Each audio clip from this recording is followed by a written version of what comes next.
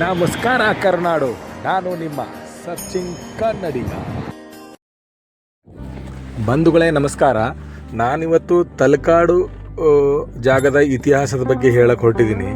ನಮಗೆ ಕರ್ನಾಟಕದಲ್ಲಿ ಒಂದು ಮರಳು ಭೂಮಿ ಥರನೇ ಇದು ಭಾಸವಾಗುತ್ತೆ.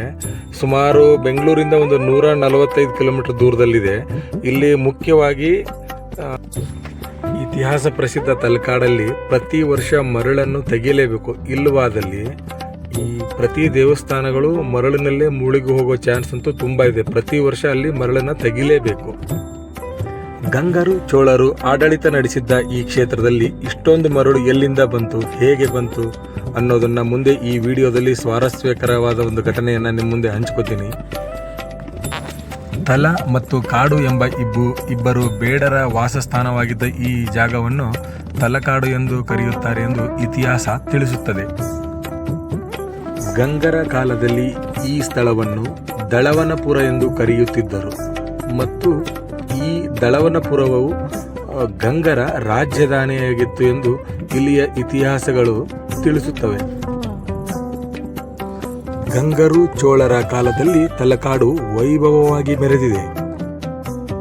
ಕ್ರಿಸ್ತಶಕ 248ರಿಂದ 260ರವರೆಗೆ ರಾಜ ಹರಿವರ್ಮನು ದಳವನಪುರವನ್ನು ಆಳುತ್ತಿದ್ದನು ಎಂದು ಶಾಸನಗಳಿಂದ ತಿಳಿದು ಬಂದಿದೆ. ಆತನ ನಂತರ ಆತನ ವಂಶದ ಮುಂದಿನ ರಾಜರಿಗೂ ಸಹ ಇದು ರಾಜಧಾನಿಯಾಗಿತ್ತು ಎಂದು ಇತಿಹಾಸಗಳು ಹೇಳುತ್ತವೆ. 8ನೇ ಶತಮಾನದ ವೇಳೆಗೆ ಪ್ರಸಿದ್ಧ ಶ್ರೀ ಗಂಗರಾಜ ಪುರುಷನು ಈ ರಾಜ್ಯವನ್ನು ಆಳುತ್ತಿದ್ದನು. ಆದರೆ ಗಂಗರಾಜ ಶ್ರೀ ಪುರುಷನು ರಾಷ್ಟ್ರಕೂಟರ ಸಾಮಂತನಾಗಬೇಕಾಗಿ ಬಂತು. ಮುಂದೆ 11ನೇ ಶತಮಾನದಲ್ಲಿ ತಲಕಾಡು ಚೋಳರ ವಶವಾಯಿತು. ತಲಕಾಡನ್ನು ಗೆದ್ದ ಚೋಳರು ಈ ಸ್ಥಳಕ್ಕೆ ರಾಜಪುರ ಎಂದು ಘೋಷಣೆ ಮಾಡಿಕೊಂಡರು. ಆದರೆ ಕೆಲವೇ ವರ್ಷಗಳಲ್ಲಿ ತಲಕಾಡು ಮತ್ತೆ ಹೊಯ್ಸಳರ ಪಾಲಾಯಿತು.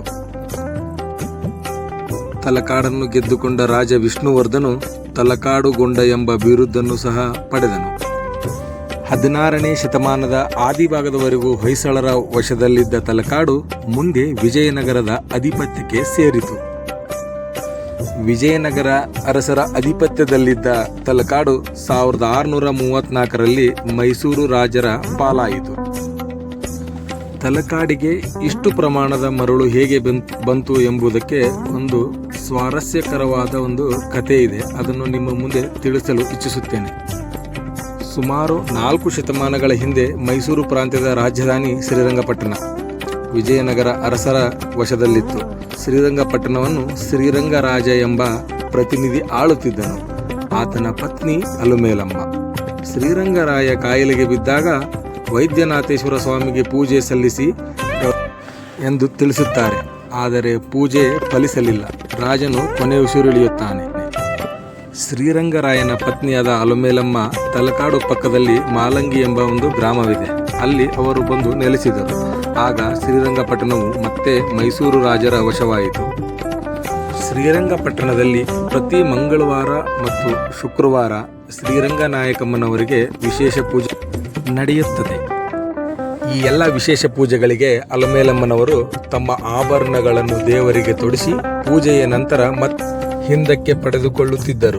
ಆದರೆ ಕಾಲಾದ ನಂತರ ಅಧಿಕಾರಿಗಳಿಂದ ಮಾಹಿತಿ ಸಂಗ್ರಹಿಸಿದ ಮೈಸೂರು ಒಡೆಯರು ಆಭರಣಗಳನ್ನು ತಂದುಕೊಡುವಂತೆ ಅಲುಮೇಲಮ್ಮನವರಿಗೆ ಸೂಚಿಸುತ್ತಾರೆ. ಅದಕ್ಕೆ ಒಪ್ಪದ ಅಲುಮೇಲಮ್ಮನವರು ಕೊಡುವುದಿಲ್ಲ ಎಂದು ಹೇಳಿದಾಗ ಮೈಸೂರು ಮಹಾರಾಜರು ಮತ್ತೊಂದು ಸಂದೇಶ ಕಳುಹಿಸುತ್ತಾರೆ. ನೀವು ಆಭರಣಗಳನ್ನು ಕೊಟ್ಟಿಲ್ಲ ಆದರೆ ನಿಮಗೆ ಮುಂದೆ ಯುದ್ಧದ ಭೀತಿ ಕಾಡುತ್ತದೆ ಎಂದು ಎಚ್ಚರಿಸುತ್ತಾರೆ. ಆಗ ಭಯಭೀತಳಾದ ಅಲುಮೇಲಮ್ಮ ಬರೀ ಮೂಗುತಿ ಒಂದನ್ನು ಕೊಟ್ಟು ಸಕಲ ಆಭರಣಗಳೊಂದಿಗೆ ಮಾಲಂಗಿ ಗ್ರಾಮದಲ್ಲಿ ಪಕ್ಕದಲ್ಲಿ ಹರಿಯುವ ಕಾವೇರಿ ನದಿಗೆ ಹಾರುತ್ತಾಳೆ. ಹಾರುವಾಗ ಒಂದು ಶಾಪವನ್ನಿಡುತ್ತಾಳೆ. ತಲಕಾಡು ಮರಳಾಗಲಿ ಮಾಲಂಗಿ ಮಡುವಾಗಲಿ ಮೈಸೂರು ಮಹಾರಾಜರಿಗೆ ಮಕ್ಕಳಾಗದಿರಲಿ ಎಂದು ಶಾಪವನ್ನು ಕೊಡುತ್ತಾಳೆ. ಈ ಕತೆ ಎಷ್ಟು ನಿಜವೋ ಸುಳ್ಳೋ ಗೊತ್ತಿಲ್ಲ. ಆದರೆ ಈ ಕಥೆಯಂತೂ ಈಗಲೂ ಪ್ರಸ್ತುತದಲ್ಲಿ ಸ್ಥಳೀಯರು ಹಾಗೂ ಇತಿಹಾಸಕಾರರು ಅಲ್ಲಿ ತಿಳಿಸುತ್ತಾರೆ. ಅಲುಮೇಲಮ್ಮನವರ ದುರಂತ ಅಂತ್ಯವನ್ನು ಕೇಳಿ ಮೈಸೂರು ಮಹಾರಾಜರು ತುಂಬ ನೊಂದುಕೊಳ್ಳುತ್ತಾರೆ. ಅಲುಮೇಲಮ್ಮನವರ ಒಂದು ಪ್ರತಿಮೆಯನ್ನು ಮಾಡಿಸಿ ನವರಾತ್ರಿ ಸಮಯದಲ್ಲಿ ಅದಕ್ಕೆ ಆಭರಣ ತೊಡಿಸಿ ಪ್ರತಿನಿತ್ಯ ಪೂಜೆ ಮಾಡುತ್ತಾರೆ. ಅದು ಇವತ್ತಿಗೂ ಮೈಸೂರು ಅರಮನೆಯಲ್ಲಿ ಚಾಲ್ತಿಯಲ್ಲಿದೆ. ಇನ್ನು ಇಲ್ಲಿನ ದೇವಸ್ಥಾನಗಳಾದ ಮರುಳೇಶ್ವರ, ವೈದ್ಯನಾಥೇಶ್ವರ, ಅರ್ಕೇಶ್ವರ, ಪಾತಾಳೇಶ್ವರ, ಕೀರ್ತಿನಾರಾಯಣ ದೇವಾಲಯಗಳು ಗಂಗರ ವಾಸ್ತುಶಿಲ್ಪವನ್ನು ಹೋಲುತ್ತವೆ. ಆದರೆ ಕೀರ್ತಿನಾರಾಯಣ ಸ್ವಾಮಿ ದೇವಸ್ಥಾನವು ಮಾತ್ರ ಹೊಯ್ಸಳರ ಏಕಮಾತ್ರ ದೇವಸ್ಥಾನ. 1117ರಲ್ಲಿ ಚೋಳರ ಮೇಲಿನ ವಿಜಯದ ಸಂಕೇತವಾಗಿ ಹೊಯ್ಸಳ ರಾಜನಾದ ರಾಜ ವಿಷ್ಣುವರ್ಧನನು ಇದನ್ನು ನಿರ್ಮಿಸಿದ್ದನು. ಕಟ್ಟಡ ನಿರ್ಮಾಣಕ್ಕೆ ಕಗ್ಗಲ್ಲು ಮತ್ತು ಇಟ್ಟಿಗೆಯನ್ನು ಬಳಸಲಾಗಿದೆ.